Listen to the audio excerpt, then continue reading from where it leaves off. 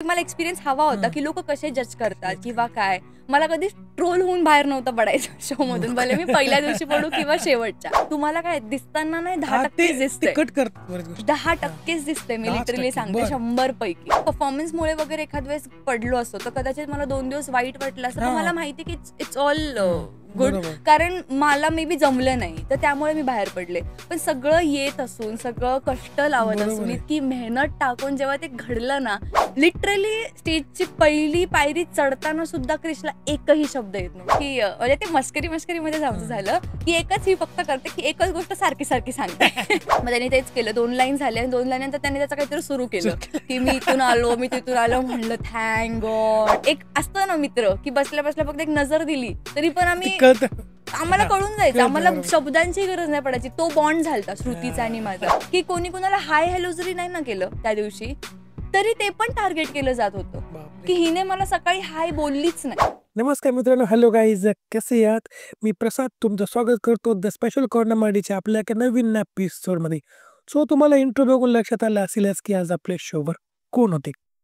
चल भावा सिटीत फेम, मॉडेल, ॲक्टर, आपल्या सगळ्यांच्या लाडक्या अशा अक्षता उकेडे. सो पण त्यांच्याबरोबर CBC म्हणजे चल भावा सिटीत या शोबद्दल किंवा या शोमध्ये त्यांच्या प्रवासाबद्दल, कंटेस्टन्सबद्दल, या शोच्या फॉर्मॅटबद्दल, श्रेयस सरांबद्दल अशा खूप साऱ्या प्रमाणावर. जर तुम्ही या चॅनलवर नवीन असाल तर चॅनलला सबस्क्राईब करा आणि बेल आयकॉनला प्रेस करायला विसरू नका, कारण का मी नाही म्हणतो की the best is yet to come. So let's enjoy this podcast. Let's go.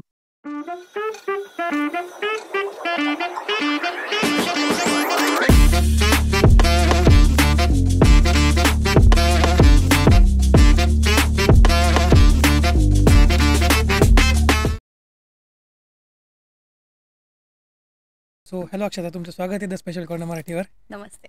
So चल भावा सिटीत हा एक आता खूप गाजलेला कार्यक्रम आहे. त्याच्यामध्ये तुमची आणि क्रिशची जोडी होती, बरोबर? सो आम्हाला त्याबद्दल बरंच काही जाणून घ्यायचं आहे. पण त्याच्या आधी की तुमच्या आम्ही सोशल मीडिया बघतो, तर मी तुम्हाला फॉलो करतो आता. तर मग आम्ही बघतो नाही का, जेव्हा तुम्ही शोधून बाहेर पडले तेव्हा लोकांचे खूप जास्त कमेंट्स होते तुम्हाला. त्याबद्दल काय सांगताल? कशा कमेंट होते? कमेंट्स म्हणजे मला अगदीच अनएक्सपेक्टेड होतं. म्हणजे मी जेव्हा एलिमिनेट झाले त्याच्यानंतर मलाच असं वाटत होतं की माझ्यासोबतच तसं वाटतंय का, की मला जे थॉट प्रोसेस आहे ते मी ओव्हरथिंक करते का वगैरे. पण जसं एलिमिनेशनचा एपिसोड बाहेर आला, ऍक्च्युली तिकडे खूप झालं होतं एलिमिनेशनच्या दिवशी, but maybe due to protocols ते बरंचसं काही कट करण्यात आलंय, त्यामुळे लोकांपर्यंत खूप काही पोहोचलं नव्हतं ऍक्च्युली एलिमिनेशनचा जो काही प्रकार झाला. पण मी क्रिशचा आणि माझा खूप व्यवस्थित स्टँड घेतला होता. प्रत्येकाला विचारलं होतं मी की काय इश्यू होता किंवा काय, बिकॉज ऑनेस्टली आमचं एलिमिनेशन होण्याचं काहीच गरज नव्हती, बिकॉज आमचे टास्क होते, परफॉर्मन्सेस होते किंवा आम्ही एक खूप चांगलं ग्रो करत होतो. So again it's a internal politics आणि त्याच्यामुळे आम्हाला बाहेर पडावं लागलं अनफॉर्च्युनेटली. पण जशी मी बाहेर आले आणि लोकांचा तो रिॲक्शन बघितलं, पोस्ट पडली झी मराठीच्या पेजवरती आणि within I guess half an hour there were 200+ comments on that section. Everything was against. म्हणजे सगळं तेच की का, कशासाठी, लोकांना हे डायजेस्ट नव्हतं होत ऍक्च्युली. सेम. आणि मला ते बघून 1 मिनिट असं झालं की यार, म्हणजे लोकांना ते कळतंय, लोकांना दिसतंय. आणि लिटरली लोकांनी पॅरेग्राफ्स लिहिले होते. बेस्ट पार्ट इज, आणि आम्हाला सुद्धा नाही वाटलं ना की जेव्हा मला कळलं त्या दिवशी माझा शो होता, त्या दिवशी मी लाईव्ह बघत नव्हतो शो, म्हणजे ऑब्व्हियसली कारण शो असले मला जमलं नाही. पण जेव्हा मी ते रिकॅप दुसऱ्या दिवशी बघितलं तेव्हा पाहिलं की अरे हे लिमिट कसं होऊ शकतं, कारण क्रिश चांगला परफॉर्म करतोय. क्रिशचं एक म्हणजे ग्राफ खूप चांगला होता. मग ते कसं होऊ शकतं असं? पण तेव्हा धक्का बसला होता की आपण एलिमिनेट झालो. धक्का म्हणजे मला खूपच वाईट वाटलं होतं की ज्या मेहनतीने आम्ही सगळं करत होतो, कारण माझं इंटेन्शन फिनालेच होतं, नो डाऊट. म्हणजे क्रिशला तो परफॉर्मन्स मिळणं ही खूप मोठी गोष्टी होती, तो प्लॅटफॉर्म मिळणं. सेम गोष्ट टू मी, मला पण तो प्लॅटफॉर्म मिळणं खूप हे होतं. आणि जेव्हा मी पाहिलं होतं अदर कंटेस्टंट, त्याच्यामध्ये आम्ही कुठेतरी 100% फिनालेला जायला एक योग्य जोडी होतो, असा मला बिलीफ होता. जेव्हा मी पहिल्याच दिवशी थोडंसं आम्ही गेमिंग बद्दल वगैरे थोडंसं आम्ही सगळ्या गोष्टी सॉर्ट केल्या. सो त्यावेळेस मला तरी खूप इच्छा होती की आम्ही जिथपर्यंत खेळता येईल, जेवढं छान ग्रो करता येईल तेवढं करू. बट अनफॉर्च्युनेटली नेमकंच 3rd वीक मध्ये खूप प्लॉट ट्विस्ट झाला. आणि काय परफॉर्मन्समुळे वगैरे एखाद वेळेस पडलो असतो तर कदाचित मला 2 दिवस वाईट वाटलं असतं. पण मला माहिती की इट्स ऑल गुड, कारण मला मे बी जमलं नाही तर त्यामुळे मी बाहेर पडले. पण सगळं येत असून, सगळं कष्ट लावत असून, इतकी मेहनत टाकून जेव्हा ते घडलं ना, त्याच्यापेक्षा वाईट माझ्यासाठी काही नव्हतं. त्यामुळे मला खूप त्रास झालेला, मला खूप it was so disturbing, completely disturbing होतं. बरं, तर मग चल भावा सिटीतनी तुम्हाला तरी वेगळी ओळख दिलीच आहे. तर मग ते शोनी कशी ओळख दिली किंवा मग त्याच्या आधीची अक्षता कशी होती? थोडंसं म्हणजे कोण आहे नेमकं, एकदा तुमचं बॅकग्राऊंड सांगा थोडंसं आम्हाला, कारण बऱ्याच जणांना माहीत नाही. येस. सो मी आधी मॉडेलिंगपासून सुरू केलं. So I was into real estate. So मी रिअल बरं. इस्टेटमध्ये बरेचसे वर्ष काम केलं. म्हणजे साधारणतः आता मी 7-8 वर्ष झाले बरं. प्रोफेशनली जॉब करते. बरं. सो जॉब करता करता माझी एक हॉबी होती की मॉडेलिंग करायचं, ऍक्टिंग करायचं. असं ऍक्टिंग तर खूप नेक्स्ट पार्ट झाला. त्यापासून मी Modeling. मॉडेलिंगपासून सहज सुरू केली की लोक मला म्हणायचे की तू कर, छान होईल, किंवा तुझा ग्राफ चांगला आहे, सो तू कर, फेस आहे वगैरे वगैरे. सो मी जस्ट मॉडेलिंगमध्ये पेजेंट्स वगैरे सुरू केलं. त्याच्यामध्ये मला खूप छान ग्रोथ मिळाली. त्याच्यानंतर मग झीचीच मी एक रिसेंट सिरियल केली. नोव्हेंबरमध्ये आमची वाइंड अप झाली, सारं काही तिच्यासाठी. बरं, सो त्यामध्ये okay. माझा निकिता म्हणून रोल होता. हां. सो झी मराठीने माझा पहिला तो प्लॅटफॉर्म मला दिला की जिकडे मला छान एक मोठी सिरियल serial, करता आली. खूप नावाजलेले मोठे मोठे तिकडे कलाकार होते ज्यांच्यासोबत मला तो खूप छान परफॉर्मन्स करता आला, आणि तो पूर्ण एपिसोड्स आमचे छान आउट आले, आणि एव्हरीबडी वॉज सो हॅपी. माझी फॅमिली पण खूप खुश होती. त्यानंतर within again 2 months I guess चल भावा सिटीत आला. सो त्याची पण मी ऑडिशन वगैरे दिली, आणि परत झी मराठीने मला एक संधी दिली की मी छान झळकू टीव्हीवरती. त्यामुळे मी so glad for Zee Marathi first of all की त्यांनी मला एक छान अपॉर्च्युनिटी दिली, आणि तशी ती जर्नी सुरू झाली. सो ऍक्टिंग वाईज म्हटलं तर सारं काही पासून मी सुरुवात केली. सो त्या अगोदर माझं ऍक्टिंग, सो मी प्रिंट शूट करत होते, होर्डिंग झालं, मेकअप शूट झाले मॉडेलिंगमध्ये. सो मी फुल फ्लेश त्यामध्ये करत होते with job. So I do 10 things at a time. म्हणजे माझी पर्सनॅलिटी अशी आहे की मी एक गोष्ट अशी पकडून नाही बसू शकत. मला 10 व्हेरिएशन्स लागतात ज्याच्यासोबत मी प्ले करू शकते. बिकॉज मे बी मी सगळ्या गोष्टी खूप छान करू शकते. मला इच्छा असते सगळ्या गोष्टी करण्याची. सो मी त्या गोष्टी करत करत करत करत इथपर्यंत छान एक नाव कमावलंय चांगल्या रीतीने. आणि या शो नंतर तर जे प्रेम मिळालंय किंवा जे मी एक इमेज घेऊन बाहेर आली आहे ते मला अपेक्षित नव्हतं. कारण आय डोंट थिंक की मी इतकी पण दिसण्यात आली आहे लोकांना जेवढं त्यांनी मला 3च आठवड्यात ओळखलं. बरोबर. आणि मला माझी नवी ओळख करून दिली लिटरली. आणि लोकांनी इन डिटेल खूप व्यवस्थित मला मोठे मोठे पॅरेग्राफ्स पाठवले. तुम्ही माझा एक मी हायलाइट्स मध्ये टाकलंय रिव्ह्यूज. सो मी रात्रभर ते वाचत बसायचे लिटरली. इतकी मला छान, म्हणजे आय एम व्हेरी थँकफुल. आपली महाराष्ट्राची जनता, तो मला एक्सपिरियन्स हवा होता की लोक कसे जज करतात किंवा काय. मला कधीच ट्रोल होऊन बाहेर नव्हतं पडायचं शो मधून, भले मी पहिल्या दिवशी पडू किंवा शेवटच्या. ट्रोल होऊन कधीच बाहेर नव्हतं पडायचं. सो टचवूड की जरी मी बाहेर पडलीये तरी लोकांप्रती प्रेम घेऊन आणि लोकांमध्ये एक प्रेम मी घेऊन बाहेर पडलीये. सो ते कायम राहील. सो मी हे या शो मधून कमावलंय, आणि त्या माझ्यासाठी शो पेक्षाही खूप मोठी गोष्ट आहे. तुमच्या नंतर जे एलिमेंट झाले किंवा आतापर्यंत शो मध्ये आहेत त्या सिटी सुंदरी आपण म्हणतो त्यांच्यापेक्षा मी म्हणतो की तुम्हाला एक इमेज तुमची खूप जास्त चांगली आणि तेव्हा झाली. म्हणजे थोडंसं अर्ली बाहेर पडून सुद्धा तुमची जी इमेज चांगली झालेली ना की म्हणजे तुम्ही दोघं एकदम कमाल खेळतात सगळे टास्क चांगले परफॉर्म करत होता. ठीक आहे, त्या गोष्टी आता तुम्ही बाकी गेमचा तो फॉर्मॅट चाला. पण मग मला अजून असं वाटतं की त्यांच्यापेक्षा तुमची आता जी काय इमेज आहे ना बाहेर पडते ती खूप चांगली आहे. आजच्याही दिवसापर्यंत मी तुम्हाला सांगते, आता शो संपत आला लिटरली. आता थोड्या दिवसात शो संपेल, पण आजही आजच्याही दिवसाचे तुला मेसेजेस दाखवते की लोक मला अजूनही म्हणतात मॅम तुम्ही कधी वाईल्ड कार्ड एंट्री केलं. म्हणजे लोकांना अजूनही होप्स आहेत, लोकांना अजूनही अपेक्षा आहे की ते व्हावं. आणि बास, म्हणजे मी थोडं खेळली पण ते जे कमावलं त्यात मी खूप खुश आहे, खूप खुश आहे. तर मग आता येऊ चल भाऊ सिरीज बद्दल. तर मग त्याचा फॉर्मॅट नक्की कसा आहे किंवा बिग बॉस रिलेटेड होतो का, काय सांगता येईल काय? ऍक्च्युली फॉर्मॅट तर खूपच सुंदर होतं. जसं आपण बघितलं की गावाकडची मुलं मेन म्हणजे या सगळ्या पलीकडे, सगळं टास्क वास्टच्या पलीकडे त्या मुलांना हे सगळं करता येतंय, हे सगळं बघता येतंय, हे सगळं जगता येतंय. हे खूप महत्वाचं आहे. म्हणजे त्यांना देव जाणे कधी या सगळ्या गोष्टी एक्सपिरियन्स करायला गोव्याला गेलेत. सो हे सगळं यू नेव्हर नो. आपल्या आपण लाईफमध्ये आपण खूप या गोष्टी अर्न केल्यानंतर या गोष्टी आपल्याला मिळतात. सो त्यांना तर ह्या कधीच मिळाव्यात. सो या शो व्यतिरिक्त म्हणजे या शो मधून त्यांना बाकी काय होतंय नाही होतंय मला खरंच नाही माहिती, पण त्यांना हे सगळं एक्सपिरियन्स करायला मिळतंय. बास, त्याच्यात ते लोक शो जिंकले पण आहेत आणि येऊन त्यांचं ते सार्थकही झालंय. आणि मला पण त्याच्यातच आनंद आहे की क्रिश जसा आहे, तर क्रिशला कधी मिळणार होतं या सगळ्या गोष्टी. तो कुठून गडचिरोलीचा, आता त्याचा त्या जगाबाहेर त्याला माहिती नाही. आता त्याचं नशीब की त्याला ते सगळं एक्सपिरियन्स करायला मिळतंय छान. सो प्लॅटफॉर्म झी मराठीनेच तो असा इतका छान मुलांसाठी खास तो आला की त्यांना हे टास्क असतात ते शोच्या फॉर्मॅट प्रमाणे Format होत प्रमाणे, राहतं, कोणी कमी कोणी जास्त. पण हे सगळं जे गोवा होतंय किंवा त्यांना जे त्यांच्या घरी जाऊन त्यांना घरच्यांकडून जितका मान मिळाला, गावाकडच्या लोकांनी नवीन ओळख त्यांना बरोबर. करून दिली, हे सगळं तर नसतंच कधी झालं. सो त्यासाठी तर म्हणजे तो फॉर्मॅट फॉर्मॅट फाडू एकदम झाला. सिटी सुंदरी आणि गावरान बोस, तर मग यांचं सिलेक्शन प्रोसेस कशी असते, कशी होती दोघांची पण माहिती?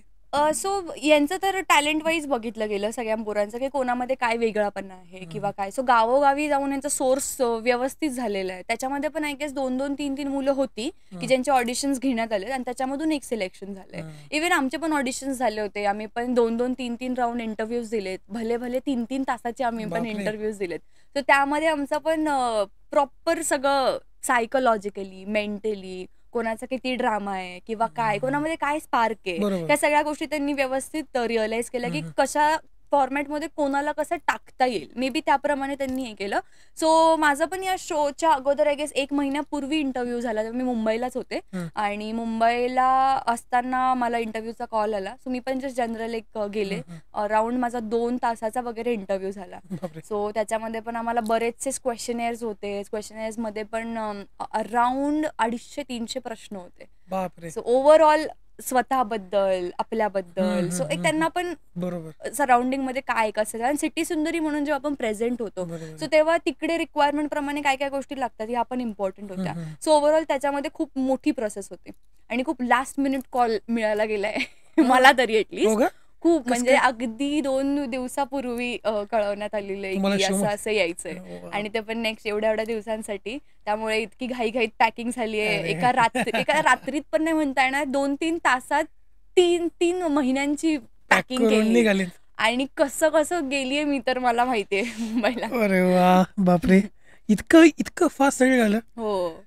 बरं, तर मग आता सुरुवातीचे तुम्ही जे काही आठवडे होतात, तर मग तुमचे बाकीच्या लोकांशी कशी संबंध होते? आता म्हणजे कृषी तर चांगली होतीच तुमची, येस. तर बाकीच्या सिटी सुंदरीशी म्हणा किंवा मुलांशी काही संबंध जुळले किंवा त्यांचं आत्ता कॉन्टॅक्टमध्ये आहेत का किती जण? आहेत ना, माझं सगळ्यांशीच खूप एकदम फॅमिली झालं होतं. म्हणजे जो माझा ग्रुप आहे पर्सनली, जसं की श्रुती, प्रणाली, किमया, भाग्यश्री, मी, ऐश्वर्या आणि आमच्या सगळ्यांचे पार्टनर, जसे की त्याच्यामध्ये ऋषिकेश, त्यानंतर निक्सन होता आपला, शत्रुघ्न होता, क्रेश आला आणि बरेचशी आपली हे जेवढा आमचा स्पेसिफिक ग्रुप होता, सुभाष दादा वगैरे. सो आमचं खूप एक फॅमिली झाली होती. आणि काय मी पण एका मिडल क्लास फॅमिलीतून बिलॉंग करते. मी पण खूप म्हणजे हाय क्लास फॅमिलीतून वगैरे नाही करत. त्यामुळे मी मुलांशी रिलेट करू शकते प्रत्येकाशी. आज कुठे ना कुठे मी इतकं नाही माझ्याशी पण हे झालंय, पण कुठे ना कुठे मी असे दिवस बघितलेत किंवा मी तसे अराउंड सराउंडिंग मध्ये राहिली. सो मला माहिती कुठे ना कुठेतरी त्या मुलांची थॉट प्रोसेस काय, ते कशा दृष्टिकोनाने आपल्याकडे बघतायत किंवा यांना नाही माहिती आहे सगळ्या गोष्टी. सो हे बेसिक होतं. त्यामुळे मी गेलीच होते ह्या ह्याच्याने की यार आपले घरातल्या सारख्या आहेत. सो माझा अपोजिट ग्रुपमध्ये पण अथर्व असू दे, रामा असू देत किंवा अर्जुन असू देत, माझे ह्यांच्याशी पण खूप छान जमायचं. आता हे तुम्हाला काय दिसताना नाही 10% दिसतंय, 10% दिसतंय. मी लिटरली सांगते 100 पैकी. सो इतकी आम्ही मजा पण केलेली back of the camera. So Atharva माझं पण खूप मस्त जमायचं. कधी कधी आमचं थोडं, पण तो माझ्याशी नाही करत. त्यांनी एवढ्या दिवसात माझ्याशी कधीच नाही. सो त्याला एक होतं की नाही, ही एक तर मी तडकीफड आहे, म्हणजे मला नाहीच होत. आणि समजा एखाद्याकडनं चूक झाली किंवा माझ्याकडूनही झाली, मला त्याचं उत्तर तिथल्या तिथे हवं असतं. मी वेट नाही करू शकत. मी इम्पेशंट मुलगी. त्यामुळे मग आमचं कधीच वाजलं नाही. राजा तो मिळून सांगायचा, बघ आज असं झालं, तसं झालं, हे झालं, ते झालं. रामासोबत माझं अमेझिंग बॉन्डिंग झालं. तर रामा आता ते कळेल तुम्हाला पुढे काय झालंय त्याच्याबद्दल. सो त्याचे मला खूपदा आमचं बोलणं होतं किंवा तो मला आतमध्ये त्यांनी खूप बहीण म्हणून मानलं होतं. माझ्याजवळ रडला त्या दिवशी, आमचे नेमके कॅमेरा ऑफ होते, पण त्या दिवशी तो माझ्याकडे रडला, घरातली आठवण येते वगैरे. सो त्याचा आणि माझं तर मी गॅरंटी देते, म्हणजे जेवढ्या मुली घरामध्ये आहेत, रामा कधीही माझं नाव काढणार बाहेरही. एवढं आमचं छान बॉन्डिंग होतं. त्यानंतर ऋषिकेश, आम्ही दिवसभर मज्जा, दीपक, मी दिवसभर मज्जा. सो आमचं इतकं काही दाखवण्यात नाही आलंय, पण मी ह्या सगळ्या मुलांची एकदम आमची फ्रेंड झोन, एकदम सिस्टर ब्रदरवाला वाईब झाला होता. त्यामुळे मजा यायची, खूप मजा यायची. नाही, एका गावातली मुलं, आता मी सुद्धा येतोय की आवरी मधूनच, तुम्हाला हे पण सांगतो की मी यांनी जे केलंय ना, ते मी अजून पण केलेलं नाही गोष्टी. ही पुढची गोष्ट आली.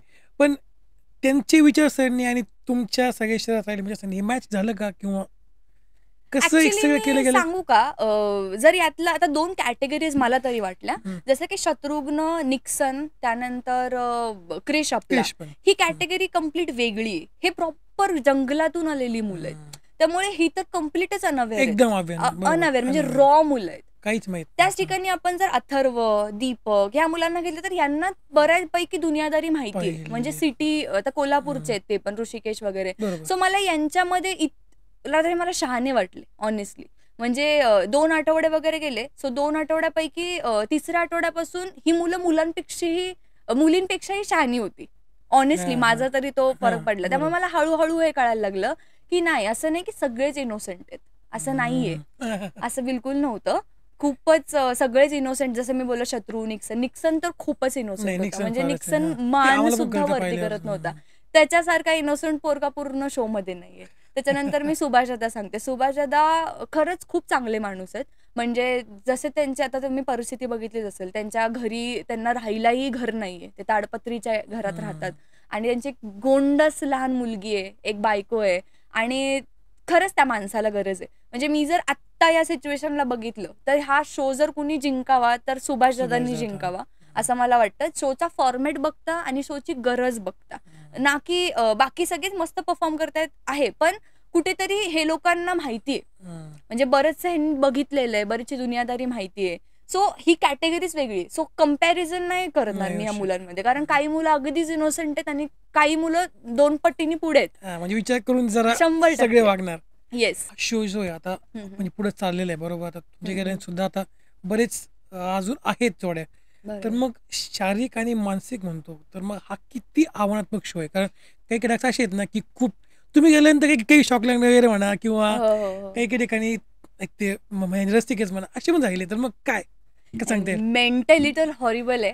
कारण एक तर आपण 24 तास त्याच झोन मध्ये असतो, आपल्याकडे फोन नाहीये, काही नाहीये, घरातल्यांपासून आपण लांब होत, एक तर सवय नसते मम्मी पप्पांशिवाय राहायची, त्यामुळे घराच्या बाहेर होत आणि कंटिन्यू प्रेशर आहे परफॉर्मन्स करण्याचा, आपण किती चांगले होते दाखवण्याचा, किंवा मग आपण कसे या 12 जोड्यांपैकी पहिले येणार आहोत, सतत याचा प्रेशर आहे. त्यामुळे त्या प्रेशरमध्ये ना जेवणही जात नव्हतं आम्हाला तेवढ्या ह्याच्यामध्ये. आणि त्यात यांना शून्यापासून शिकवणे, म्हणजे कुठलाही एक टास्क दिला तो आमच्यासाठी, भले मला असं वाटतं हा चल ठीक आहे, पण तो टास्क तसा नव्हता. त्याच्या महत्वापासून ते काय कुठपर्यंत करण्याचं आहे. माझा तर क्रिशला कायम एकच सांगणं होतं, म्हणजे तू राजा आहे या टास्कचा, कुठलाही टास्क येऊ दे, तुला फक्त ॲज अ ओनर, म्हणजे ऍक्ट लाईक अ किंग, बस you are the owner of the task, you are the owner of the entire performance, that's it, you are the king. बाकी तू हार जिंक खड्ड्यात गेलं म्हणजे ते सगळं तू नको बघूस, ते सगळं बघून घेतील जे काय, पण तुझा परफॉर्मन्स असा असला पाहिजे 10 लोकांमध्ये पण की तो काहीतरी स्टँड आउट केला पाहिजे. सो माझं त्याला कायम एकच असायचं, ते माझं पहिलं त्याला ब्रीफिंग जायचं, त्याच्यानंतर मग आम्ही टास्क बद्दल बोलायचो. सो पहिलं मला त्याचा कॉन्फिडन्स बूम करणं हे करायचं. मी तशी आहे, तर मी कुठलंही काम करताना अगोदर पहिले मला माझं कॉन्फिडन्स गेन करणं किंवा मी कुठपर्यंत म्हणजे ती गोष्ट करू शकते तसं मला करायचं असतं, आणि मग नंतर मग मी माझा आउटपुट मग एनिवे चांगलाच येतो. तर तसंच ती माझी स्ट्रॅटेजी मी त्याच्यावरती पण यूज करायची. आणि क्रिश तेच करायचं. आता कॉन्फिडन्स तुम्ही बघाल शो मध्ये काहीतरी वेगळाच होता. आता जरी मी एवढ्यात ऑनेस्टली एपिसोड बघितले नाहीयेत माझ्या मध्ये, आता क्रिशचा कॉन्फिडन्स खूप जास्त वाढलाय. मी जेवढे शोज बघितले त्याच्यावरून, कारण मी पण काही एपिसोड मिस केलेत. असे कोणी टास्क होते का या तुमच्या जर्नीमध्ये की तुम्हाला अवघड गेले किंवा असं वाटलं की नव्हतं होणार किंवा जमलं नसतं? रॅप बॅटल ज्या दिवशी आम्ही एलिमिनेट झालो ना, खूप स्ट्रॉंग, खूप अवघड टास्क आहे ऍक्च्युली. माझ्यासाठी तर मला फन वाटत होता, कारण मला रॅपिंग वगैरे खूप आवडतं. म्हणजे ऐकायला मला सगळे रॅप्स पाठत म्हणजे आपल्या तर, सो मला खूप आवडतं. म्हणजे गाडीमध्ये येताना जाताना मी कंटिन्यू रॅपिंग वगैरे या सगळ्या गोष्टी करत असते. सो मला तरी असं वाटलं, पण ऑफकोर्स क्रिशसाठी ते एका पिच, एकतर क्रिशचं जे ट्युनिंग आहे किंवा जे बोलणं आहे तेच कमी आहे. म्हणजे आपण नॉर्मल नाही बोलू शकत, अडकता बोलतो तो. हा, सो त्याला तर खूप मोठा टास्क होता. त्यामुळे मला, आणि त्या दिवशीच मी नॉमिनेटेड होतो. आणि नॉमिनेशन म्हणजे आम्ही एलिमिनेशनलाच होतो डिरेक्टली, कारण आम्हाला 3 नॉमिनेशन होते. सो कुठेतरी मी तरी पण कॉन्फिडेंट होते की नाही आम्ही नाही जाणार, किंवा नाही आम्ही नाही जाणार, काहीतरी होईल. मी रात्रभर प्रे करत होते देवाला की देवा काहीतरी कर, महादेव काहीतरी करा, पण काय झालं नाही. पण नेक्स्ट डे जेव्हा आम्ही 3 पर्यंत त्या रॅपची प्रॅक्टिस करत होतो, क्रिश आणि मी क्रिश कडनं तो रॅप मिनिमम 350 ते 300 वेळा करून घेतलेला आहे, तेवढ्या एका रात्रीत, तेवढ्या 4 तासात. हो, आम्हाला जेव्हा सकाळी ते टेक्निशियन्स होते ते आले, त्यांनी आम्हाला शिकवल्यानंतर पण तिथल्या तिथे म्हणजे तेवढ्या संध्याकाळपर्यंत आम्ही जवळजवळ 100-150 वेळा वगैरे केलं. त्याच्यानंतर मग ते लोक गेले. मग मी आणि क्रिशने सोबत प्रॅक्टिस केली. येतच नव्हतं त्याला. म्हणजे त्याचा शब्द तो एकतर त्याच्यावरतीच मी त्याला इझी करून दिला होता की तो गडचिरोलीचा आहे, मग त्याला कबड्डी खेळायला आवडते किंवा काय काय याच सगळ्या गोष्टी ऍड ऑन केल्या होत्या की त्याला काहीतरी नवीन नाही वाटावं. पण ते पण त्याला माहित नाही. ठीक आहे, कोणाला कोणाला सगळ्याच गोष्टी नाही जमत, अशातला तेव्हा भाग होता. त्यामुळे मग मी क्रिशला खूप प्रेशर नाही केलं, पण प्रेशर द्यावं पण लागत होतं कारण एलिमिनेशन होतं. आणि एलिमिनेशन होतं त्याच्यामुळे त्याला कुठेतरी ते एक रिअलायझेशन करून की ऐक ना, आपण जाऊ शकतो आज जर आपण परफॉर्मन्स नाही केला तर. सो एकतर जिंकणं हारणं हा म्हणजे कम्प्लिटली जजेसच्या हातात आहे, पण ऍटलीस्ट आपण आपला परफॉर्मन्स 200% द्यावा एवढी माझी अपेक्षा असते. तर मग आमचा नेमकाच पहिला परफॉर्मन्स होता त्या दिवशी. नशीबच असं होतं ना. सो आम्ही गेलो, लिटरली स्टेजची पहिली पायरी चढताना सुद्धा क्रिशला एकही शब्द येत नव्हता इतक्या वेळा करूनही. त्याच्या नादात मी माझी प्रॅक्टिसही नव्हती केली. सो माझा पण रॅप होता, ते पण सगळ्या मुलींचे रॅप ऑलमोस्ट कट केले, दाखवले नाहीयेत, पण माझा पण एक रॅप होता. सो त्या रॅपमध्ये मी माझा पण प्रॅक्टिस नाही केली त्याच्या नादामध्ये. आणि लिटरली आम्ही स्टेजवर चाललोय, आमच्या हातात माईक आलाय, तरीही क्रिशला एकही शब्द आठवत नव्हता. आणि त्या दिवशी म्हणजे मला असं झालं होतं की तो माझ्यासाठी खूप गुजबम्स वाला मोमेंट होता. कारण एक तर पहिला परफॉर्मन्स, आमच्या परफॉर्मन्सने सुरुवात होणार होती, त्यात आम्ही म्हणजे एलिमिनेशनला आहोत, नॉमिनेटेड आहोत ऑलरेडी. आणि श्रेयस सर समोर बसलेत, जजेस आता येऊन समोर बसले होते. आणि पण तरी पण मी ठरवलं की चलो लास्ट परफॉर्मन्स पण बँग ऑन करून जायचं. आणि काय माहिती कसं काय म्युझिक सुरू झालं, थोडंसं कसे बसे क्रिशला 2 लाईन्स आठवले, कसे बसे, आणि पटकन मी तो तिसऱ्या लाईनला पिकअप पकडून घेतला मी पण. मग मी ते थोडंसं मॅनेज केलं. आणि मी त्याला एकच सांगितलं होतं, 2 लाईन बोललास, 1 लाईन बोलला, विसर, हरकत नाही, काय पण बोल, काहीही बोल, पुढचं बोलत राहा, तुला काही तुला वाटेल ते, फक्त क्रिश ओरड, फक्त अक्षता ओरड, फक्त चल भावा सिटीत ओरड, काही कर, फक्त तो म्युझिक भरून काढ. Rapping is all about that. म्हणजे तुमचे बीट नाही चुकला पाहिजे फक्त, बाकी तुम्ही काही बोला. सो मी त्याला सांगितलं होतं, कबड्डी बोल, श्रेयस सरांबद्दल बोल, झी मराठी बद्दल बोल, काही पण बोल, एकच शब्द बोल, कंटिन्यू बोल, पण तू मिस नको करू. सो मी त्याला एक सांगून टाकलं होतं की ते शब्द आठवण्याच्या नादात तू बाकीचं तरी कर ऍटलीस्ट. मग त्यांनी तेच केलं. 2 लाईन झाल्या, 2 लाईननंतर त्यांनी त्याचं काहीतरी सुरू केलं की मी इथून आलो, मी तिथून आलो. म्हणलं थँक गॉड, बरंच जमलं. तेव्हा मला जीवाला म्हणलं चला ऍटलीस्ट तो म्युझिकचा पॅच भरतोय. मग मी माझा पॅच कम्प्लीट केला आणि आमचा पहिलाच परफॉर्मन्स भन्नाट झाला. म्हणजे बँग ऑन झालेला. तिकडे आम्ही तो वाईब सेट केला जे मला हवं होतं एंड ऑफ द डे. असं का तो प्रोफेशनल होणारच नव्हता because we are not rappers end of the day, पण आम्हाला हे हवं होतं की ऍटलीस्ट आमच्यामुळे थोडासा तो वाईब सेट व्हावा. एक रॅपिंगचा आज कॉम्पिटिशन आहे, सो त्याच्यामध्ये आम्ही काहीतरी बेस्ट करावं. हा, सो ते आम्ही एकदम पहिल्याच ह्याला मस्त केलं. सो तिकडे तरी पण तेव्हा पण मला वाटलं की यार आज तर आम्ही नाही गेलो पाहिजे. मला अजून डबल कॉन्फिडन्स आला की आमचा परफॉर्मन्स इतका छान झाला. आणि मग आम्ही बसलो, खूप छान सगळ्यांचे त्या दिवशी परफॉर्मन्स. तो माझा स्पेसिफिक तो जो टास्क होता रॅपचा, फुल प्रेशर मध्ये होते मी. म्हणजे मी जेवली नाही, मी त्या रात्री झोपली नाही, आणि खूप म्हणजे मी डिस्टर्ब होते पूर्ण. मी तेव्हापासून ते शोच्या 2 आठवड्यांपर्यंत मी कोमामध्ये होते. लिटरली ही सिच्युएशन होती. बरं, मग तो जो तुम्ही रॅप बनवला तो तुम्ही स्वतः लिहिला होता का टेक्निशियन होते, काय कसं? ऍक्च्युली टेक्निशियन होते, त्यांनी पण माझ्यासाठी खूप छान रॅप लिहून आणला होता, आणि क्रिशसाठी पण मी थोडेसे चेंजेस केले होते. सो बऱ्यापैकी माझे पण चेंजेस होते आणि क्रिशसाठी पण चेंजेस होते. सो 50-50 म्हणजे त्यांनी छान लिहून आला होता, पण त्यात आम्हाला जे शब्द येत नव्हते, सो माझे मी काय ऍड ऑन केले जे आमच्या कम्फर्ट झोननुसार, तसं आम्ही केले. सो टेक्निशियन्स येत होते. सो तर मग आता आपण क्रिशचाच विषय घेऊ थोडासा. तर मग काय वाटतं की क्रिश जेव्हा सुरुवातीला आला होता फर्स्ट डे आणि तुम्ही जेव्हा एलिमेंट झाला, आता तुम्ही सांगतो की म्हणजे क्रिशचा कॉन्फिडन्स एकदम हायला आहे, पण तुम्ही जेव्हा एलिमेंट झाला तेव्हा त्याचा कॉन्फिडन्स कसा होता? 3-4 मधला त्याचा नाही, खूप चांगलं करत होता. क्रिशला खेळायचंच होतं.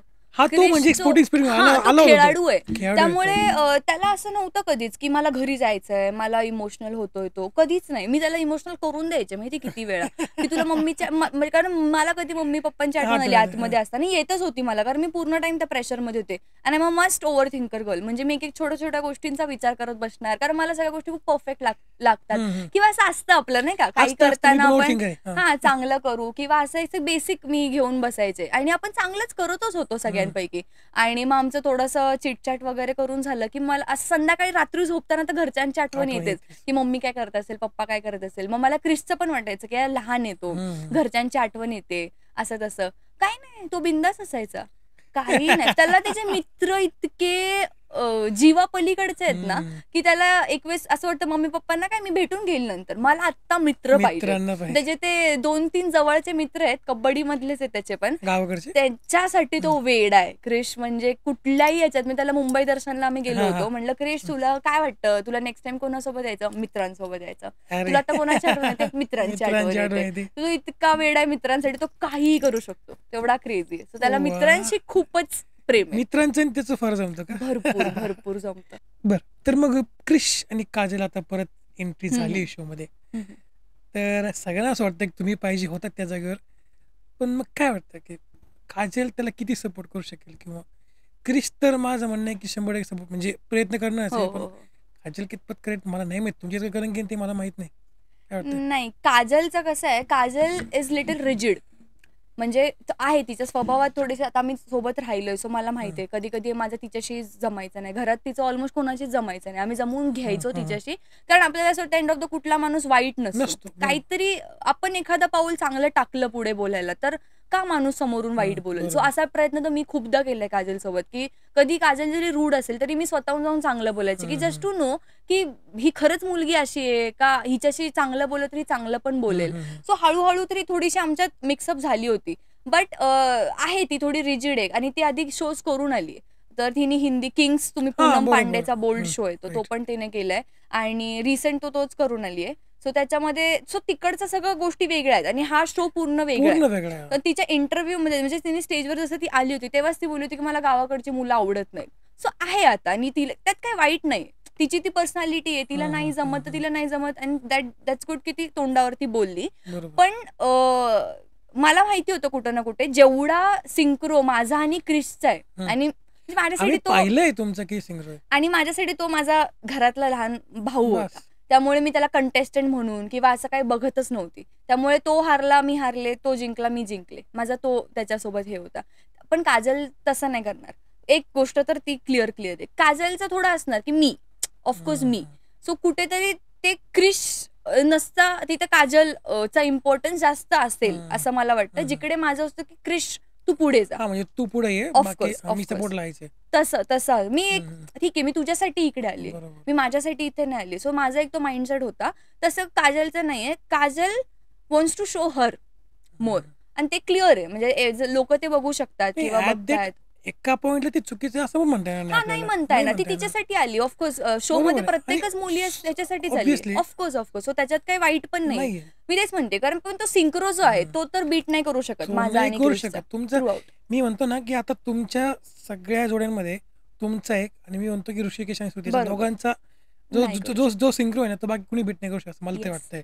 सो मला ते त्याच्यात मी खुश आहे की जरी दुसरंही कोणी मेंटॉर, आता तुम्ही आय गेस मी थोडे प्रोमोज बघतीये, त्याच्यामध्ये पण स्टेजवरती त्यांचं ऍक्टिंगचं होतं. सो त्याच्यामध्ये पण क्रिश बोलला की काजलचं चुकलं गायत्री आणि त्यांच्या ह्याच्यामध्ये. सो क्रिश पण तसा आहे, क्रिश तडकीफड तिथल्या, तो असं नाही बघणार की कोण आहे, तो चुकीचं बरोबर सगळं बोलतो. आमच्यात असं कधीच नव्हतं झालं, कारण मी क्रिशला 10 वेळा त्या गोष्टी विचारायचे आणि सगळं क्रिशच्या परीनेच मी करत होते, कारण तो हिरो आहे माझ्यासाठी किंवा तो शोचा हिरो आहे. त्यामुळे मी सगळं त्याच्या परीने घेत होते, परीनेच व्यवस्थित सगळं सुरू होतं. सो काजलने, आता काजल काय करणार, काही गोष्टी त्याला कन्सिडर नाही करणार. मला माहितीये बॅक ऑफ द स्टोरी काय होतं, तिला त्या गोष्टीसाठी काय योग्य वाटतंय. गरजेचं नाहीये की ते बरोबरच असावं, कारण ती थोडी स्ट्रॅटेजिकली खेळणारी मुलगी, की जसं की आता शूज स्टोरी वगैरे करणं झालं किंवा या सगळ्या गोष्टी, तो तिचा गेमचा बघण्याचा पीओव्ही तसा आहे. तो आता ती खूप स्पोर्टिंगली घेणं, आता ते आपल्या जनतेला तसं नाही चालत, पण कारण आपण तशी लोकच नाही होत मुळात. आता ती हिंदी मराठी ऑडियन्स तसा नाहीये. मराठी ऑडियन्स खूप आपल्यात अशा गोष्टी चालतच नाहीत. घरचं समजून चालतात लोक. मग आपलं म्हणजे तिचं काय होत असेल तर आपलं अरे तिच्यासोबत असं झालं असं बघून चालतं. आणि हिंदी ऑडियन्स करून आले, त्यामुळे असं सगळं उचापाता करणं मग ते आपल्याकडे नाही चालत. आपल्याकडे लोक लगेच नावं ठेवतात आणि ठेवतातच. आपण तसंच ह्याच्यातून आपण कोणाचं वाईटच करू शकत नाही. सो आपण तशा मेंटॅलिटीचे लोकच नाहीत मुळात. त्यामुळे तिथे मी पण होते तर मला पण असं व्हायचं, कशाला आपण, काय गरज आहे, तू तुझं खेळ ना, बाकीच्या गोष्टी का करते. आता आज पण मी आजचे पण प्रोमो बघितले काहीतरी की ते बोट राईड करतायत, ती पडली, पण ती मग ती क्रिशलाच बोलते की तू हळू चालव वगैरे वगैरे, आणि तो म्हणतो की मी मजा करायला आलोय, मला खेळायचंय हे. सो ते थोडं सांभाळून घेतलं पाहिजे असं मला वाटतं. आता ते थोडंसं होतंय. शोचा फॉर्मॅटच एक गावरान ब्रोथचा आहे ना. एक्झॅक्टली बरोबर आहे. एक्झॅक्टली सिटी सुंदरी आहे तिथं, नो डाऊट, त्यांचा पण तेवढा मोठा रोल आहेच आहे. बरोबर. पण विनर म्हणतात तो गावरान ब्रोथ ठेवणार तुम्ही. कितीही म्हंटल तरी हा शो मुलांचाच आहे. कितीही आपण म्हंटल हा तुम्ही मेंटॉर करताय, सगळ्या गोष्टी चांगल्या, सगळ्या गोष्टी आहेत व्यवस्थित, the concept is about boys. बर, काय वाटतं की तुम्ही आणि क्रिश गेल्यानंतर काजल आणि क्रिश कसं काय आले, किंवा तुम्ही चिक पाहिले काही ठिकाणी? कारण आता बघा लास्ट वीकला अथर्व आणि रेवती, अथर्व आणि बरोबर. रेवती दोघं लिमिट झाले, पण लगेच दोघांची जोडी परत आली. तर मग तुमचं का असं झालं? काय याच्यामध्ये आता त्याच्यामध्ये खूप काही गोष्टी गेम आहेत. आहेत, काय सांगा? आता मी जरी जेवढं बघितलं तसं मला तरी वाटतं, जरी मी फॉर्मॅट हिशोबाने जरी बघितलं तरी पण काजल जरी एलिमिनेट झाली होती, नो डाऊट लोकांप्रती तिचं असं होतं की बाबा फेअर नाही झालं, तिला खेळायला चान्स नाही मिळाला. तर मी असं म्हणेन की 1 आठवडा तिला दिला होता, ज्या टास्क मध्ये तिला नाही खेळता आलं, नो डाऊट, म्हणजे तिला एवढा वेळ नाही मिळाला, तिला काही टास्क खेळता म्हणजे खेळायला परमिशन नव्हती दिली, बरोबर. पण त्याच व्यतिरिक्त जे टास्क दिले होते त्यात पण थोडंसं तिने निगेटिव्हली केलं कुठेतरी, जो भले 1 तास मिळू दे, गरजेचं नाही की तुम्ही किती 100 तास मिळू दे, भले 1 तास मिळू दे, 1 तास मध्ये पण माणूस कळून येतो, तो काय करू शकतो हे पण कळून येतं. सो मला कुठेतरी हे वाटतं की तिला खेळायला कमी मिळालं, नो डाऊट तिला खेळायला कमी मिळालं, पण जे काही मिळालं त्यातनं पण तिने थोडी तिची पॉझिटिव्ह वेनी पुश केलं असतं ना, तर मे बी ते सीन्स नसते झाले जे तिचं एलिमिनेशन झालं किंवा आतमध्ये मुलांमध्ये काय झालं. सो मला तरी असं वाटतं की काजलला घेण्यात यासाठी आलं असेल नंतर, कारण तिचं ऑलरेडी आता सगळ्यांसोबत वाकडं झालं होतं, आतमध्ये थोडासा मिर्च, थोडासा मसाला की आता जाऊन भांडणं होणार किंवा काय होणार, असं तर सगळं एकदम असं नाही चालू शकत. हे पण असू शकतं ना की तुमची आणि क्रिस सिंक्रो इतका चांगला होता की तुमच्यामध्ये काही स्पार्क होतच नव्हता. ह्याचा पॉइंट काय असू शकतो असं वाटतं? ह्याचा पॉइंट असं झालं असतं मे बी पुढे, कारण सगळेच टास्क सारखे नसतात, त्यामुळे एक लेवलला मी पण कुठे ना कुठे तरी मला बस्ट आउट झालंच असतं, साहजिक चिडलाच असता कधी ना कधी. आता तो बोललाच, शिवदादा जेव्हा शिव ठाकरे आले होते त्यावेळेस तो बोललाच ना की ते मस्करी मध्ये झालं की एकच ही फक्त करते की एकच गोष्ट सारखी सांगते. तर त्याचं त्याला असं होतं, आणि तो कायम असं असायचा की त्याला मी काय मी खूप मन लावून सांगते, म्हणजे मला असेल ना, मी सेल्स मधली आहे त्यामुळे मला असं, मी सेल्सवाली आहे त्यामुळे मला असं होतं ना की ते पिच मी असं करते ना की मग ते, कारण ते अॅक्युरेट असतं, मला माहितीये मी म्हणजे वाईट ह्याच्याने किंवा त्यात काही चुकीचं डिसएडव्हान्टेज नसतं. तुम्ही एकदम प्युअरली एकदम सगळं भरभरून सांगते, कुठलाच कोपरा मी सोडत नाही तो परफेक्शन मध्ये येण्यासाठी. आणि मग काहीतरी असं होतं की क्रिश ना मला फक्त लास्टला एवढंच करतो एवढंच. मग मला असं होतं, अरे राजा तुला कळालं, तुला नाही कळालं, मला एकदा सांगशील तरी. मग मी त्याला परत विचारते, क्रिश तुला कळालं ना, असं व्हायचं मला. मग त्याला असं व्हायचं, हो ग कळलं ग मला, असं व्हायचं. मग मी आलो असं करून निघून जायचा. मग मला 2 तास काहीतरी ओढून ताणून तुला सांगते, एखादा म्हणतो ना हा मला कळलं, ठीक आहे, मला नाही कळलं तर मी तुला परत येऊन विचारतो किंवा काही असं काही नाही. तो एकदम असा इकडे तिकडे काहीतरी बघणार, मग काहीतरी टाइमपास करणार, असं तसं कन्फर्मेशन नाही द्यायचं त्या गोष्टीवरती. मग मला ती गोष्ट इथून निघून टास्क मध्ये पोहोचेपर्यंत मी त्याला कंटिन्युएशन मध्ये सांगायचे आणि मी त्या मूड मध्ये त्याला ठेवायचे. काय होतं, लहान येतो, चपळ आहे, थोडंसं इकडे तिकडे गेलं ना, मित्रांमध्ये गेला, थोडा मुलांमध्ये गेला, इकडच्या गप्पा ऐकलं, गेलं सगळं. त्यामुळे मी त्याला सतत त्या झोन मध्ये ठेवायचे, ऍटलीस्ट तो टास्क पूर्ण करेपर्यंत, कारण त्याला ते सतत रिकॉल होत व्हावं की काय करायचंय नक्की, काय करायचंय. कारण नवीन होतं यार, आता तो सेल्समॅनशिपचा होता, त्याच्यात 10 प्रोडक्ट्स, त्या प्रोडक्ट्स मध्ये त्याच्या वेगळ्या त्याच्या क्वालिटीज, त्याचं warranty, guarantee, rates, what ever. आता हे काय त्याच्यासाठी रोजची गोष्ट नाहीये ना की त्याला 1 तासात शिकवलं लगेच कळेल. आणि त्याला त्याचं महत्व नाही कळायचं की मी त्याला का 100 वेळा ती गोष्ट सांगते. पण झालं की मग खुश होत यायचा, हा तू मला सांगितलं होतं, मला आलं, म्हणायचं हो, मग यासाठीच मला तुला सांगावं लागतं. ते भारी होतं, ते बेस्ट इंटरव्ह्यू होता त्याचा. त्यांनी जे एंटरटेन केलं ना त्यांना खूप जास्त. बरं, आता मगाशी पॉईंट बोलता आला तुम्ही ठेवला का मला माहित नाही, वाईल्ड कार्ड एंट्री होऊ शकते का? शक्यता सध्या कमी आहे. कारण ज्या प्रकारे मी थोडंसं सगळं हे करून आली आहे म्हणजे काय कळालं? म्हणजे त्या प्रकारे थोडंसं मला चान्सेस कमी वाटतात किंवा आय गेस नाही होणार असं मला तरी वाटतं. बरं. सो चान्सेस कमी आहेत त्याचे आणि ऑलमोस्ट सगळं होत आलंय. हा म्हणजे आता थोडं अजून होतं, काही आठवडे बाकी असतील हा फक्त. काही आठवडे फक्त बाकी आहेत. So it's about to end. So I don't think की असं काही होईल आता. तर मग एलिमिनेशन करताना कसा रोल असतो लोकांचा, किंवा एलिमिनेशन कसं होतं? टार्गेट बेसवर केलं तर परफॉर्मन्स बेस होता नाही होत obviously. नाही परफॉर्मन्स तर बिलकुल नाही होत. सगळं टार्गेट बेस्ड होतं आणि मला बिलकुल अशी अपेक्षा नव्हती. कारण मुलींनी फक्त ऍक्च्युली मी जर कोणाला नॉमिनेट आणि एलिमिनेट पण करत होते ना, मी लिटरली त्याच्या करिअरचा विचार करत होती की ह्यांना इथपर्यंत मिळाले चान्स तर आपल्या ग्रजेसमुळे किंवा आपल्या फालतूगिरीमुळे ना या मुलांचं किंवा मुलीचंही आज त्या मुली पण काही ना काहीतरी अचीव्ह बरोबर करून आहे, इथपर्यंत बरोबर. आलेत. सो कोणाच्या करिअरवरती किंवा दुरुपयोग नाही फक्त त्या गोष्टीचा करण्यात यावा एवढा जर एक छोटासा विचार सगळ्या मुलींनी केला असता ना तिकडे तर आय थिंक आज बराचसा सिनेरिओ वेगळा असता. कारण प्रत्येकालाच खेळायचंय, प्रत्येकालाच पुढे जायचंय, प्रत्येकालाच दिसायचंय. पण लिटरली अशी परिस्थिती होती ना, म्हणजे वाईट ह्याच्यापेक्षा काहीच नाही बघितलं की कोणी कोणाला हाय हॅलो जरी नाही ना केलं त्या दिवशी तरी ते पण टार्गेट केलं जात होतं बापरे. की हिने मला सकाळी हाय बोललीच नाही. किंवा मला थोडं इग्नोर केलं.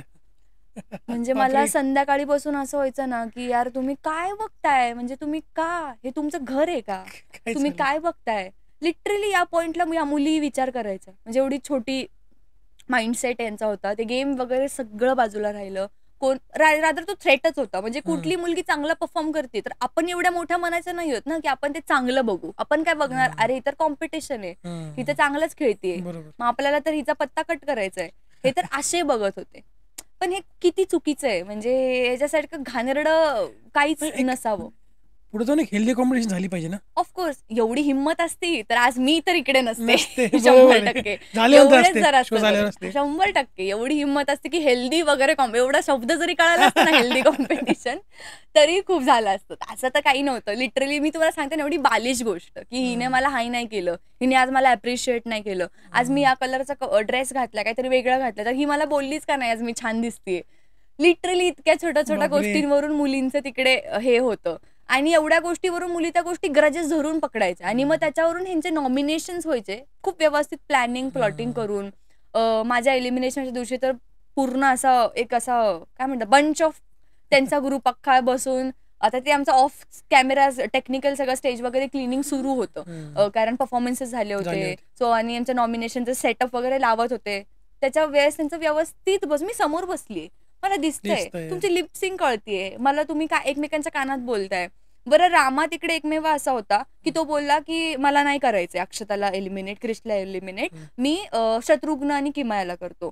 त्यालाही अनुश्रीने खूप दडपावून खूप धक्के देऊन की अरे काय किमया अशी जाईल पुढच्या आठवड्यात, अक्षता क्रिश हे लोक जाणाऱ्यातले नाहीयेत, हे मी ऐकते, हे माझ्या तोंडावरती म्हणजे दिसतंय मला आणि मी हसतीये त्यांच्याकडे बघून अशी लिटरली की मला झालं करा काय होईल, ठीक आहे काय इट्स ओके, गेम आहे करा.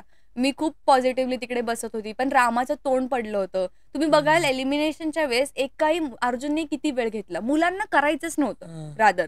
त्यांना माहितीये मुलं का करतील. माझ्या सगळ्या मुलांची एकदम मस्त होतं. माझं कुठल्याही मुलाशी काहीच खटकलेलं नव्हतं किंवा काय. आणि क्रिस सोबत पण नव्हतं. क्रिसचं फक्त थोडंसं होतं ते विजय आणि अथर्व सोबत. त्या व्यतिरिक्त त्याचं सगळे त्याचे मित्र चांगले होते. त्यामुळे मुलांना करायचंच नव्हतं. तो हाय इनोसंट त्याला काय आता मुलं तर बिचारे, मला तर असं झालेलं ते म्हणजे फॉर्मॅट मध्येच असं ठेवायला पाहिजे होतं की एलिमिनेशन फक्त मुलं करणार. असं फक्त केलं असतं ना तर मे बी सीन्स वेगळे असते. पण आता इतकं घाण झालं ना नंतर ती मजा नाही उरली. आणि तिकडे मला पण कळलं की यार सोडा म्हणजे करा, असं जर जायचं असेल तर. म्हणून माझा खूप संताप झालेला की एवढी मेहनत घेऊन काय उपयोग झाला मग जर मला असं जायचं असेल तर. त्यामुळे मी तेव्हा खूप हे झालं. मी प्रत्येकाला तिकडे विचारलं, कोणाकडे काहीही उत्तर नव्हतं त्या गोष्टीचं. सगळे असे होते की आम्हाला करायचंय असं. आणि म्हणलं बरं एकच उत्तर असतं आम्हाला करायचंय. लिटरली श्रेयस सरांनी एलिमिनेशन सुरू व्हायच्या आधी इतकं बरं वाटलं मला. ते स्वतः आले, त्यांनी आमची बाजू घेऊन सगळ्यांना सांगितलं की आपण जर एका खेळात आहोत, आपण जर एका कॉम्पिटिशन मध्ये आहोत, तर मेक शुअर की तुम्ही हेल्दी कॉम्पिटिशन खेळताय. जस्ट बिकॉज तुमच्याकडे पॉवर आहे, त्या पॉवरचा तुम्ही काहीतरी मिसयूज नका करू. आणि ज्याला गरज आहे तुम्ही खरंच त्याला ठेवा. किंवा तुम्हाला मग लानत आहे तुमच्यावर की जर तुम्ही तुमच्याकडे पॉवर आहे तुम्ही त्याचा मिसयूज करून खेळताय. त्याचं कट करण्यात गेलं. पण श्रेयस सर बोलले आणि तिकडे आम्हाला पण कुठेतरी वाटलं की बस म्हणजे दिसलंय, एवढ्या मोठ्या माणसाला दिसलंय तिकडे, काय पाहिजे अजून. म्हणजे त्यांना कळते जरी मी आज गेलीये, स्टेजवर सुद्धा बोलले की स्टेजवर सुद्धा बोलले. हो, सो त्यांना स्टेजवर ते सगळ्यांना बोलले, आमच्या साईड घेऊन बोलले समोरच्या 6-7 जोड्यांना. सो तिकडे आम्हाला कळलं की शोला, चॅनलला आणि होस्टला शोच्या स्वतःला कळलंय की आम्ही काय आहोत आणि आम्ही काय खेळून चाललोत. मग बस हे बाकी सगळं तर आमच्यासाठी लोकल होतं खूप, तर फरक नाही पडला. बरं, तर मग श्रेयस सरांबद्दल काय सांगतील? श्रेयस सर किती सपोर्टिव्ह होते किंवा तुम्हाला कसं सांगितलं सगळ्यांना? Shreyas sir is really a sweet heart, very काम पर्सन. आणि कुणाचं स्वप्न नव्हतं श्रेयस तळपदे सोबत काम करणं. म्हणजे खूपच माझं आता लहानपणापासून आपण बघतो त्यांचे मूवीज, गोलमाल 3 वगैरे खूप. सो ते जसे कळलं की शोचे होस्ट आहेत, तिकडे आम्ही अर्ध विन विन सिच्युएशन झालं की त्याला येऊन खूप छान काहीतरी झालं की आम्ही स्टेज शेअर करणार होते पण श्रेयस तळपदे सोबत. सो त्याचं खूप भारी वाटलं स्वतःला. माझे आई वडील पण आले होते फर्स्ट डेलाच. सो त्यांच्या समोर पण मी एवढ्या मोठ्या माणसासोबत स्टेज शेअर करतेय. सो तिथे पण मला खूप छान वाटलं. आणि ही इज व्हेरी पेशंट, तुम्ही बघाल एंटायर एपिसोड मध्ये ते कधीच ओरडले नाहीत, काही नाही, एकदम कामली ते सिच्युएशन हँडल करतात. खूप जणांना प्रेमाने समजवतात. खूपदा असं झालेलं की आम्ही उन्हात टास्क करत होतो आणि आम्हाला अम्ब्रेलाज वगैरे नव्हते, चक्कर सारखं येत होतं, मुलांना सवय नव्हती, आम्हाला त्रास होत होते कारण आम्ही हेवी आउटफिट्स आणि ह्याच्यात वगैरे असायचो. सो श्रेयस तर यूज टू मेक शुअर की नेक्स्ट टाइम आम्हाला कधी त्रास नाही होणार. ते आमच्या साईडनी त्यांना ओरडायचे की नाही अम्ब्रेला आलेच पाहिजेत सेटवर, किंवा यांना पाणी द्या, ORS द्या, हे कंटिन्यू ते सगळं बघायचे. So he is a sweet heart. म्हणजे नेक्स्ट टाइम खूप आतून इच्छा असेल की त्यांच्यासोबत कधीतरी काम करायला. हो, इज व्हेरी नाईस. मग फ्युचर प्लॅन्स काय आहेत? पुढे काय ऍक्टिंग मध्येच करिअर आहे? आता माझे गोल्स ना खूप वेगळे आहेत. कारण जसं मी बोललं, मी इंडस्ट्रीमध्ये पण आत्ताच रिसेंट ऍक्टिंग वगैरे मध्ये आली आहे. आणि खूप इच्छा तर आहे चांगले आणि मी खूप चुझी आहे प्रोजेक्ट बाबतीत. तर मी खूपच पसारा असं काही नाही करत. माझं पण काम खूप सिलेक्टिव्ह, आणि भले मी कमी दिसेल चालेल पण चांगलं दिसेल, एवढंच माझं इंटेन्शन असतं. त्यामुळे मी प्रोजेक्ट घेताना पण व्यवस्थित सगळ्या गोष्टी बघून आणि काय सगळ्या गोष्टी आहेत त्या बघूनच घेते. सो येस, फ्युचर प्लॅन तरी मोस्टली ऍक्टिंगचाच असेल. त्या व्यतिरिक्त आता माझे बरेचसे वेगळे ड्रीम्स आहेत जे या सगळ्या इंडस्ट्रीच्या बाहेरचे आहेत.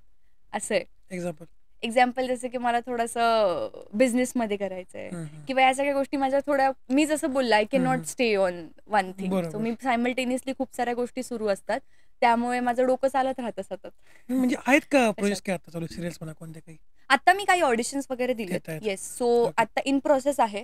सो लवकरच काही त्यातनं शॉर्टलिस्ट झाले किंवा काही सगळ्या रुटीन मध्ये बसले. सो बरं, तर मग आपला एक दोन प्रश्न बाकी फक्त की या सगळ्या आत्ताच्या जोड्या आहेत त्यांच्यापैकी तुम्हाला काय वाटतं कोण विनर होणं डिझर्व करतं ऍज अ परफॉर्मन्स बेसिस? मी बोलले जसं डिझर्व करण्याची गोष्ट आली, तुम्ही क्रिसला म्हणा, क्रिस सोडून. आता मी जोड्या बघितल्या तर मला जेन्युइनली वाटतं सुभाष जाधवने जिंकावं. ऐश्वर्याही तेवढेच एफर्ट्स घेते, नो डाऊट. आता सेक्टर्स आहेत असे. आता ऋषिकेश आणि श्रुती कॉमेडी फॅक्टर आहे त्यांचा, ठीक आहे, कॉमेडी फॅक्टर आहे. सो ते जे चाललेत किंवा जे दिसत आहेत जास्त ते त्यांच्या कॉमेडी फॅक्टरमुळे दिसतात मोस्टली. तो एक त्यांचा फॅक्टर झाला. दीपक प्रणाली अगेन मेहनत सगळेच घेत आहेत, सगळे लोक खूप भारी खेळतात. मी त्यांच्या सोबत राहिली, आम्ही जे कष्ट घेतलेत ना, श्रुती, प्रणाली, मी, म्हणजे भयंकर. आम्ही खूप बसून ना, आणि खूप पॉझिटिव्ह मुली आहेत या सगळ्या. पण आम्ही एवढा ग्रुप होता ना आमचा, आम्ही खरंच सांगतो, आम्ही कधीच या पोरींबद्दल कधीच बेचिंग नाही केली. आमचं सतत आम्ही कसे चांगलं करू, आम्ही कसं ग्रूम करू, एवढ्याच डोक्यात असायचं आमच्या. सो श्रुती आणि माझं तर वेगळ्या लेवलचं बॉन्डिंग होतं. म्हणजे श्रुती आणि मी तर पहिल्या दिवसापासूनच सोल सिस्टर्स झालो होतो. आता हे पण आमचं बॉन्डिंग दिसण्यात नाही आलं जास्त, अजिबातच नाही आलं. पण आम्ही दोघी 24 तास सोबत असायचो. म्हणजे काय होऊ दे, फक्त टास्क पुरता आम्ही वेगळा असायचो, बाकी आम्ही जेवायचो सोबत, राहायचो सोबत, आम्ही सगळं एकसाथ करायचो. म्हणजे लिटरली असं आमच्याच ग्रुपमध्ये असं झालं होतं की बाकीच्या मुलींना असं होत होतं की आमच्या दोघींचाच काहीतरी वेगळा ग्रुप प्लॅन सुरू आहे. आणि लिटरली असे आमच्यात वाद झालेले की नाही, तुमच्या दोघींचं काहीतरी वेगळंच सुरू आहे, तर तुम्ही पहिले ठरवा की आपण ग्रुपमध्ये आहोत की नाही असं. मग आम्हाला त्यांना सांगायला लागलं की असं काही नाहीये. काही नाही आता आमचं जुळतं बाबा थोडं चांगलं. आता मी मॉडेलिंग, ती पण मॉडेल आहे, मी बरोबर पण आहे. मॉडेलिंग करते. सो आमचं थोडंसं असं आहे की आम्ही सवय आमच्या खूप म्हणजे लिटरली आम्ही एक एक असतं ना मित्र की बसल्या बसल्या फक्त एक नजर दिली तरी पण ते आम्ही कळतं. आम्हाला हा, कळून जायचं. कळतं आम्हाला बरोबर. शब्दांची गरज नाही पडायची. तो बॉन्ड झालता श्रुतीचा आणि माझा. फक्त आम्ही काही सुरू असू दे, शूटिंग पण सुरू असेल तरी आम्ही फक्त असं बघायचो. आम्हाला कळून जायचं कायच की काही विषय नाही. काहीतरी बरोबर सुरू आहे. होतं.